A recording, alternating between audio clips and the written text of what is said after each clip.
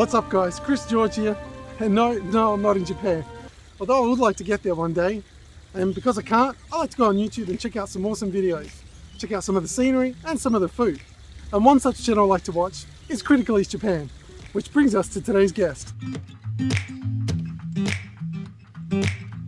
So I've known Critical Eats Japan for a long time, and basically I think we started around the similar time on YouTube.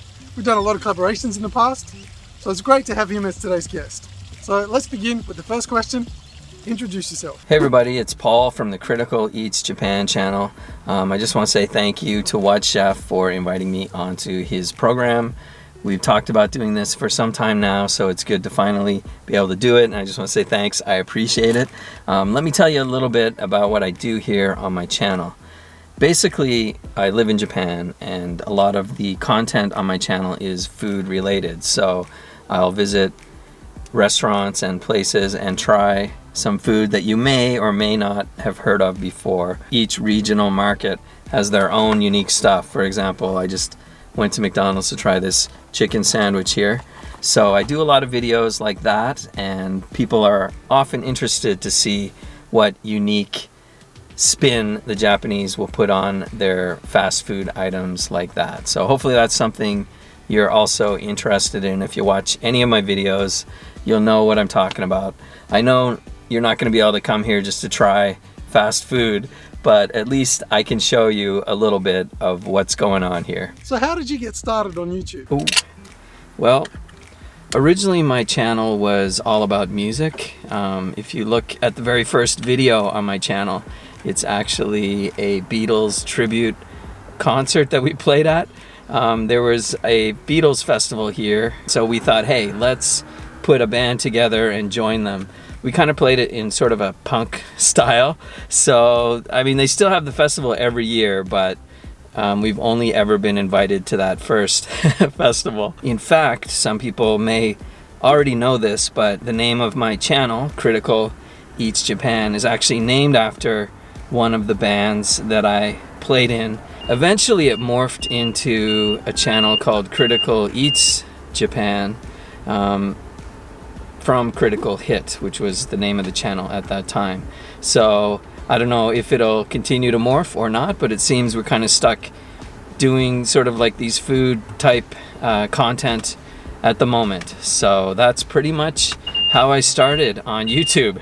So what do you think is the best video you've ever made? Now, best is kind of a subjective sort of thing, isn't it? I will say there are a number of videos that I've really enjoyed making, and hopefully people have enjoyed watching them too.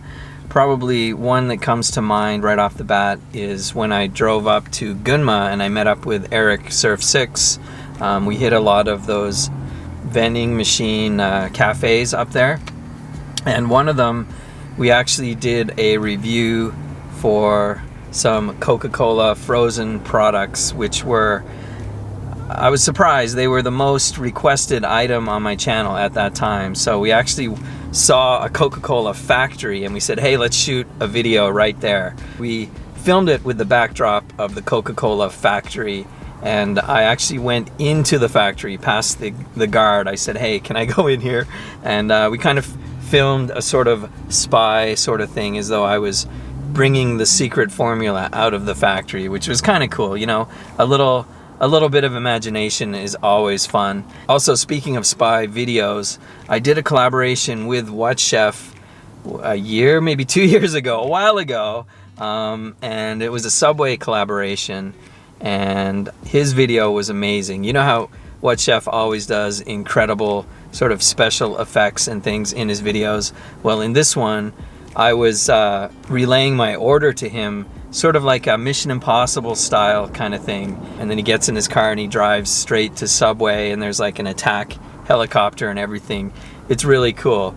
Make sure that whatChef puts a link to that video as well. If you haven't seen it, you've got to check it out. So what's it like in Japan? Now this is a pretty broad question, I guess. Overall, Japan is actually a clean, safe, friendly, awesome place to live. If you are thinking to take a trip somewhere and Japan's on your list, you won't be disappointed if you do come to Japan. I guess language may be an issue people might have, but everybody here is very accommodating and helpful, and if you get lost or stuck, there's always going to be somebody that can help you out. So you really don't have a lot to fear.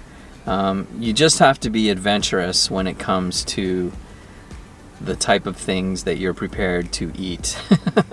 So what's your favorite takeaway food? Since I'm in Japan, I actually like to take out something called gyudon, which is often translated as a beef bowl. So today I came to Yoshinoya and I picked up a beef bowl. Okay, so basically what gyudon is it's rice with some shredded beef and onions with a kind of sauce. The sauce is kind of made with mirin and soy sauce on top.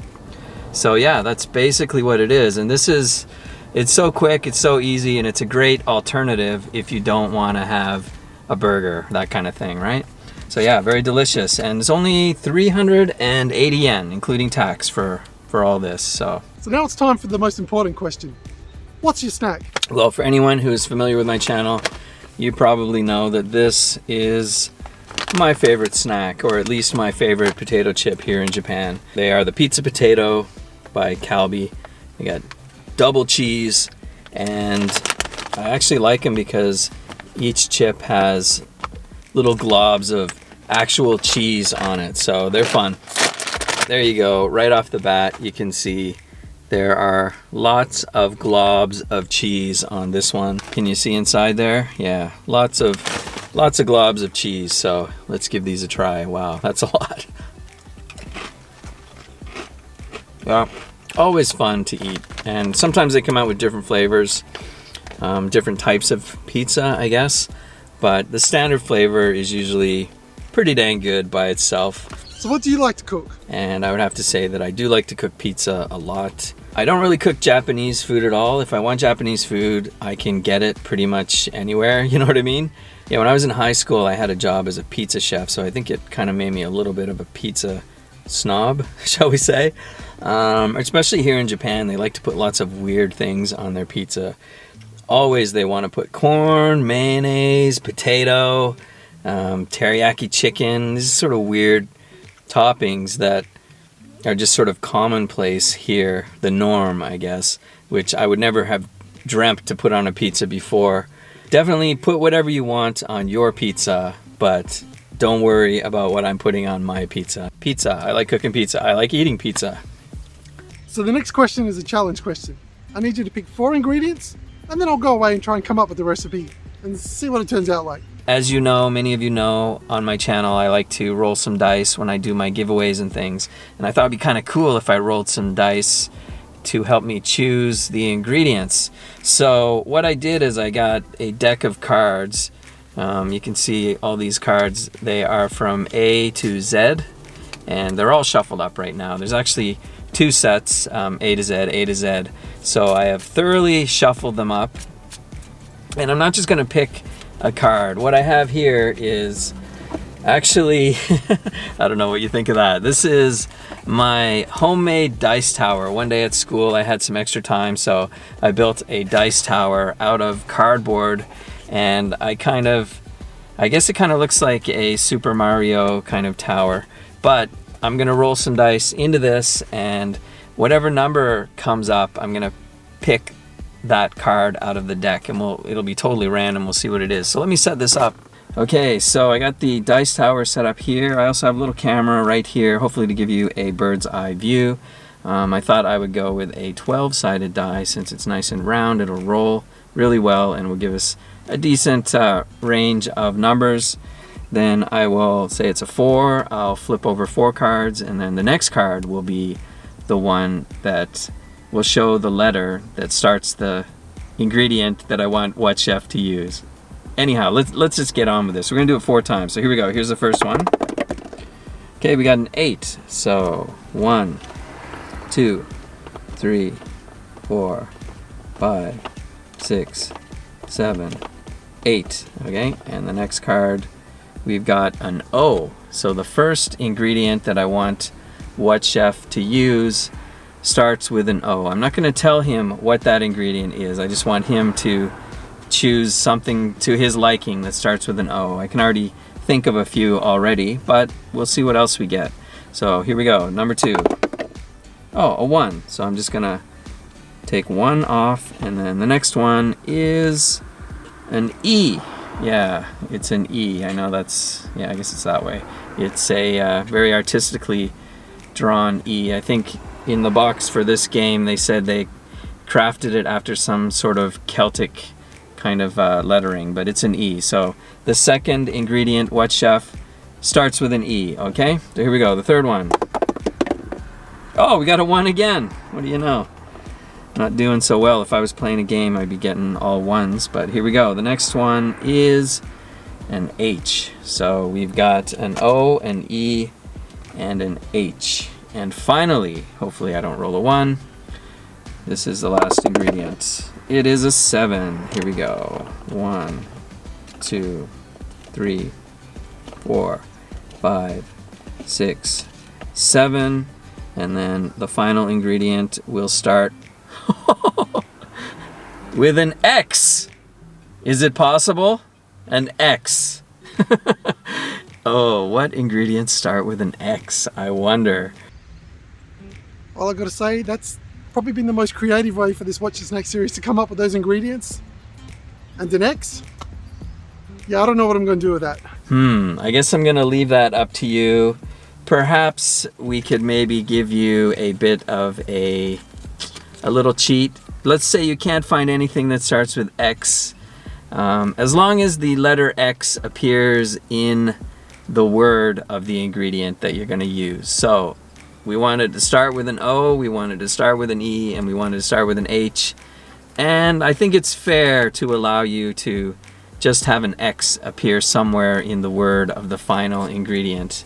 Now, I'm not sure exactly what you're going to make with that, but hopefully you'll be able to put something decent together. And I'm looking forward to seeing your recipes. We'll see what we can do.